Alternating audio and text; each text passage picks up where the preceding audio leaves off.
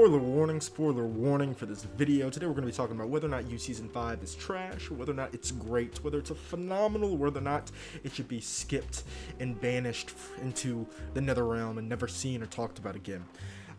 This show has my heart. The show has always had my heart. The elements of Dexter that it brings in, the elements of Hannibal that it brings in, it is a truly great psychological serial killer TV show, and I love shows with villains as the main character, so obviously this is right up my alley. But you know that already. You know that you've come to season 5, you've made it all the way through. Congratulations. You and me have collectively wasted hours rewatching the show, watching the show, and we made it to the end, the sad ending. So there are two major problems in the season, and there are some things that are absolutely amazing in the season. I can imagine you can think about what the problems are, and the problems, well, one of the problems is very, very great, and you know exactly what I'm talking about. The other problem isn't so bad, so we really don't have to touch on it that much. It's just a small thing that I really, really didn't like, but it's pretty major when it comes to a TV show. So let me get the problems out of the way, and then we'll move on to all the good things that Season 5 had in store for us. So, the first problem. Kate should be dead. One, she's never punished for anything. She is the embodiment of the problems that Joe saw with the rich people in the world the entire show, and she gets to walk away scot-free with literally no consequences. Oh, she's got a scar on her arm. Not only that, not only, philosophically and morally she should be gone and dead, she shouldn't be alive. Joe only survived because Bronte pulled him out of the fire and delivered him, even though that would be a much better place, honestly, for the show to have ended. It would have been much better to just end there than the way that it did. And that kind of brings up a third problem. But the third problem is just a manifestation of these two problems. And that's the ending, of course. People just don't like endings of shows in general. So no matter if your ending's perfect, no matter if your ending's trash, you're going to have a bunch of people hate it, and you're going to have a very small amount of people who love it. And I'm just not in the crowd of people who love this season's ending. And I have justifications for that. There are parts of the end that I really, really like. There are parts that I really, really don't. There are some things that just don't make sense. Some things that could have been done in a much more satisfying way. And Kate got shot. She passed out. She'd been hit in the head, bludgeoned. And I know hot air rises, so maybe the smoke rose. But it would have taken the firefighters forever to find her, first of all, after they arrive. So let's say an 8-minute arrival time, but we're talking about New York here, so there's probably traffic. And then they have to go through this building not expecting anybody to be in there. There's no reason why they would go in there thinking that there's someone there. Initially going into the building, if they even did that, because they didn't hear screams, they had no indications of a person's body being there, they would have seen no one. So it's likely that they would have just put the fire out, or tried to put the fire out, instead of going in there, especially going down into the basement, which auto locks and has a new automatic lock on it, and 2 doors blocking it from where they'd have to go to find Kate. The chances of her being alive are next to none. And then she had burn marks, so there are signs that she was burnt. What fire? In what world? And how did half of her body get a little bit of fire on it, but the rest did not? On top of that, Maddie burning the place down in general just doesn't make a ton of sense. That's just not like the ultimate, stick it to him for Maddie. It wasn't a powerful scene. It didn't really have value. It was really just a plot convenience and a great way to end up in a situation where Bronte saved our boy Joe. And I've already said it, that's the word, that's the name that I don't even want to come out of my mouth, that personally, for me, irked to me during the first half of Season 5. And then the show absolutely picked up in the second half, with the exception of, things in the ending. But it really picked up. Things got to moving, it was shaking, and they were all real powerful, like everybody against Joe, everybody scared of Joe, everybody recognizing this man's a monster and teaming up to go against him. That was an awesome concept. Kate was a great actor in the season, absolutely amazing. I don't know what Marianne was doing with all the punk rock. She's still fine. she's still very fine.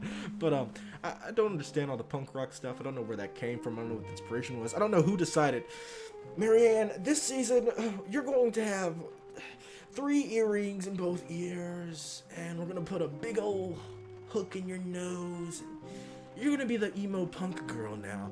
Like, that was never her, so I don't know what changed. I don't know when our art took the emo or goth right, whatever it is. Don't attack me. I don't know the difference, and I don't care to know.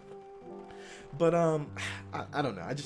I just can't really get behind that little change on her. That's not important though. Marianne did her stuff. Seeing Nadia come back was absolutely cool. That was absolutely great. And the biggest problem, Bronte's existence. First of all, let's just say it, okay? You can attack me for it. Tell me I'm a horrible human for it. Looking at her asymmetrical face kiss Joe throughout this season was horrible. I didn't like that. I didn't enjoy it. Nobody wanted to see that. Okay?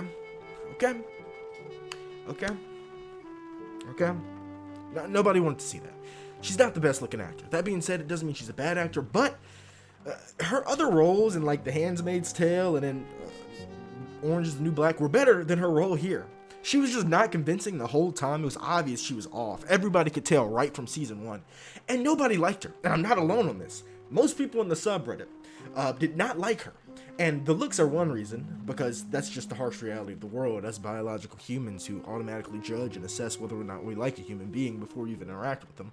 But there's also just her acting was off. She was off. She wasn't a likable character. And for all the people for Joe to fall in love with, he falls in love with the woman who is invading in space, taking his stuff, trying to sell his books. And then he comes back to it again, and then he gets caught coming back to it. And this woman just set up all these plot conveniences in the story this season that I just really didn't like. I know she's very integral to the season, so it's weird me saying that I like it, but she is just a very unenjoyable part. And I remember I went to the forums and I was like, oh man, I hope Bronte dies soon, after season 1. And somebody was like, you better just not watch the season then. And they were absolutely right, because she doesn't go away. And she gets the fairy tale happy ending that other characters we actually were emotionally invested in deserve or should have gotten. There was nothing to emotionally invest in Bronte. Her greatest value in the show was her breaking down so perfectly the psychological state of Joe. I think that she got into who he was as a person, was able to describe it better than anybody else. But again, that's not her. It's not a magical power she released. She had no idea anything was up until 2 women, I think 3 men, I don't think Nadia spoke to her. 2 women came and forced this girl to realize. Matter of fact, 4, actually, B is non-gender. So 3 and B and her other friends all telling her that this was a jacked up situation. She shouldn't go fall in love with or act like she's in love with Joe again. She should have stayed where she was. She should have went home to her mom's house. She should have been out of the show at that point. But she just kept coming back, this unlikable character. And for me, she was absolutely the worst part of this season. That being said, seeing Joe in his absolute monster state in the forest, even again, Bronte should have died in the water. Come on, really?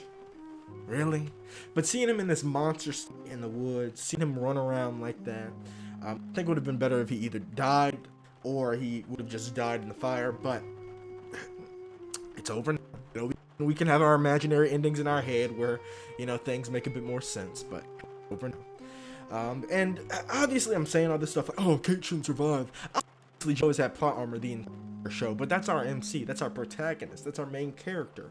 And there's enough suffering Joe has to go through. There's bumps on the head and accidental drug overdoses, which I don't think he got drugged this season. I think this is the first season he didn't get drugged, or he didn't take some that knocked him out. I could be wrong. I'm probably just kidding about it. But that was kind of like a staple on top of the box. But yeah, our protagonist obviously has plot armor. He's obviously protected. But I can always suspend my disbelief with the thing he did. Season 4 was a little bit better with him just magically interacting with even real people every single season, ones he already interacted with. But I can suspend my disbelief.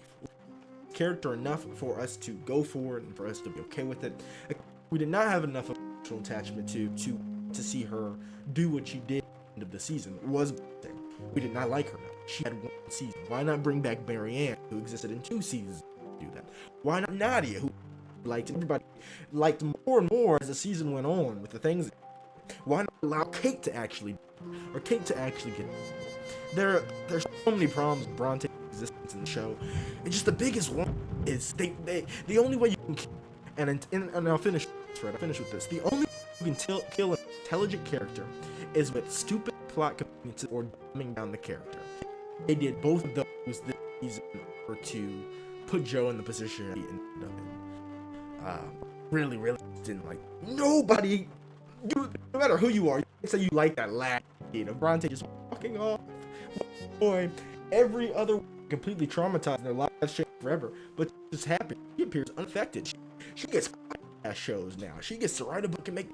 And of course, other people had positive aspects of interacting with Joe, but that's away from the horror aspect that was so perfectly encapsulated when he was chasing her in the woods. From the aspect that we see at the mask Joe's face, and he really revealed who he was throughout the season. And for that reason, I just can't get on the Bronte Brigade, you know. On when I rewatch this season, I probably see parts. I was thinking that like mid-season, I was thinking like, I hope she. Once I rewatch the show again, once I rewatch season 5, I'm skipping all her parts. I see her on the screen. She is so cringy. She was using Z vernacular.